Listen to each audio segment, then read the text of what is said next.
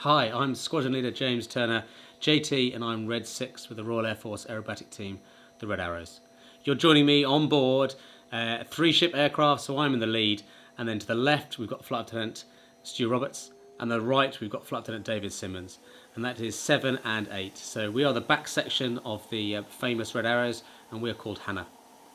We're about to go and do a training sortie out in Croatia, so I'm leading the back three, and we're going full power at the moment. We're making sure the engine is working perfectly. I'll look over to my left and right, and if you look over to both sides, you'll see the aircraft are next to me. Once we've got to full power and the engines are ready to go, I'll give them a head nod, after the thumbs up as you see there, and then we're going to roll down the runway. We're making sure we roll together, and we'll get to about 100 miles an hour, and I'll give them another head nod, and that's when we'll both lift, or all three of us will lift off our nose wheels, and that allows the aircraft to keep accelerating.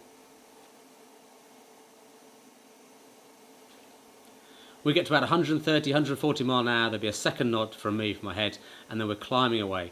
And then after that, we'll bring the gear and flap up.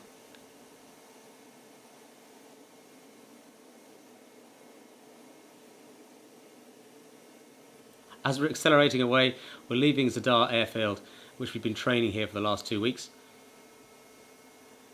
And then we're going to go and do a training sortie for the back three, so for Hannah aircraft. The back three for Hannah formation over the sea over in Croatia. We're accelerating away, we're going up to about 350 miles an hour, and then we're going to test all of our kit. So our anti-G kit, so we'll do a turn round to the left hand side and a turn round to the right hand side, going from 4G and up to 5G, making sure the aircraft is working and we're ready for our training sortie. Hopefully you can join us later on for further videos.